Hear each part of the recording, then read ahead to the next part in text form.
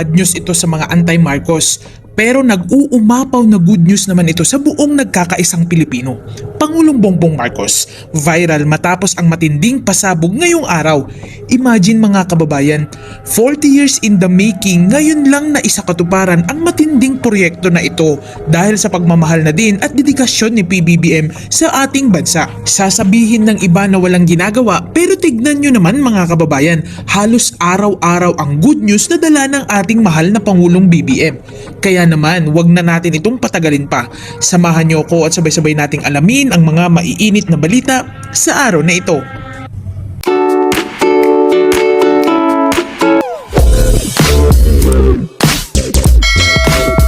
Breaking news! Pinasinayaan ni Pangulong Ferdinand R. Marcos Jr. ngayong araw ang pinakamalaking water reservoir project sa Iloilo.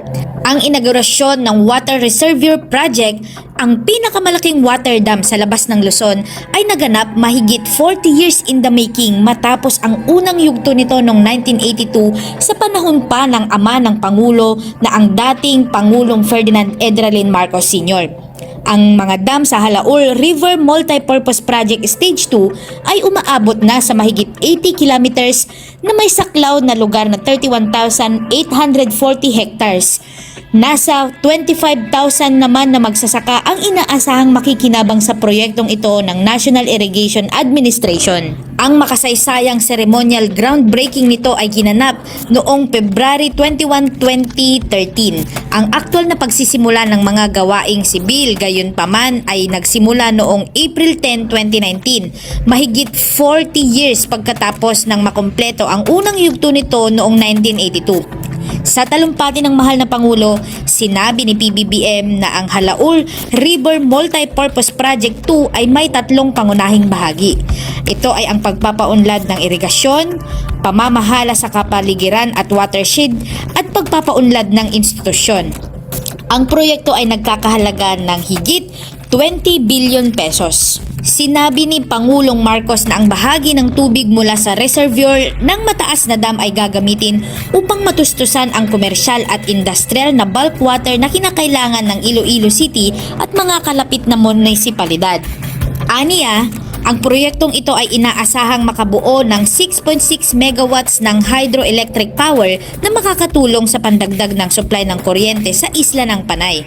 Dagdag pa rito, iminumungkahi din na bumuo ng inland fishery floating solar energy systems na malapit na ding maisakatuparan. Isinaalang-alang ang lahat ng mga benepisyo na maibibigay ng proyekto sa mga residente. Sinabi din ni Pangulong Marcos na ang proyekto ay talaga namang nararapat sa tatak nitong katuwang sa kausugan o partner in progress. Aniya, ang proyekto ay simula pa lamang ng inilaan ng gobyerno para sa pagpapaunlad ng yamang tubig sa buong bansa. Pinasalamatan ni Pangulong Marcos ang South Korea sa pagsasakatuparan ng proyekto sa pamamagitan ng Official Development Assistance Economic Development Corporation Fund nito.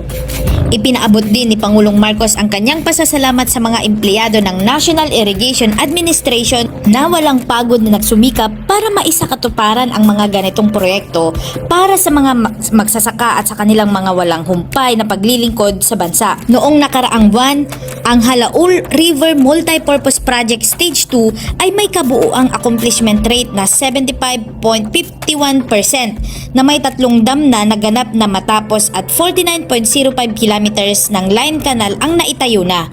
Ang proyekto ay nakatarget na makumpleto at gumana sa pagtatapos ng taong 2025.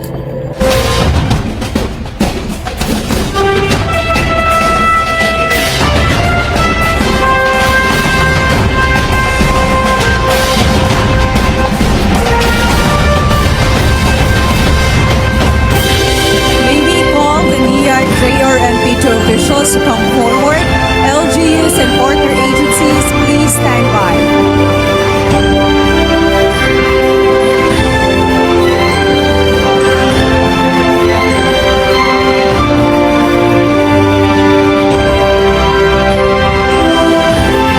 It is indeed another Media exciting officials, day for please us, stand since by. this will be by far the largest water reservoir project of the National Irrigation Administration outside of Luzon. costing almost 20 billion pesos. The JRMP2 has three Media key officials, please components. come forward. The irrigation development, the environmental and Indigenous watershed Peoples and management, Irrigators and Association, institutional please stand development. by. This should boost further the development in the agricultural Thank you. Please sector as exit well to your right. as the local economy of the entire region. Let this project serve as a benchmark and an inspiration for all endeavors of this scale and of this magnitude. It's only the beginning of what we have in store for the development of our water resources. In Bagong Pilipinas, we are strategically harnessing our finite resources, especially water. We are also wisely investing our limited funds in projects that will bring optimal development for the most number Finally, of may we beneficiaries call the in the most Indigenous efficient Peoples and manner. Irrigators Associations Our water development officials projects to would come not just forward. bring irrigation or potable water to our people, but will also help address flooding, produce food, generate electricity, and develop tourism activities. The JRMP2 will definitely bring many benefits to the people of Iloilo in the coming years. Hindi ko rin maaaring kalimutan ang mga magsasaka na araw-araw ay nagsisikap upang magbigay ng pagkain sa buong sambayanan. Thank you so Hindi kami much. You may titigil exit sa to your right. pagpapatupad ng mga Next will be proyekto the at programa na Indigenous Peoples and tutugon sa inyong Irrigators mga pangangailangan Associations. at mapagaan sa inyong buhay.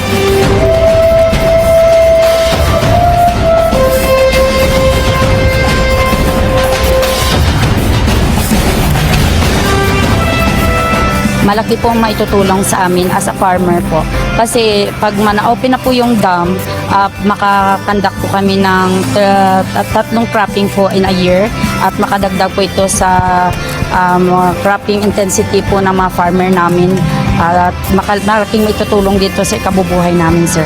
Labis na nagpasalamat ng ating mga irrigator association at mga farmers beneficiaries sa ating mahal na Pangulo sa pagpagawa nito ng modernong at malaki na dam na kami dito sa Laur Parque, ang aming irrigator association ay beneficiaryo ng sinong dam.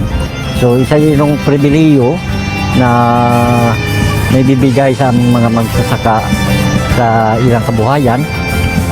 Sigurado tuloy-tuloy ang Thank you so production ng much. Please exit palay. to your right. At sa tulong ng ating mahal na Pangulo, ng DE, na binibigay nilang libreng abono sa mga farmers, mga high-yielding variety na palay, at ng atong DSWD, nagbibigay ng financial assistance sa mga farmers na Lastly, may we request the President to grant us a group natupad photo rin ang pangarap opportunity ng with mga our taga-Iloilo audience. na mabigyan ng katotohanan yung pinapangarap na May we request our mabigyan kami audience to ng please settle education down?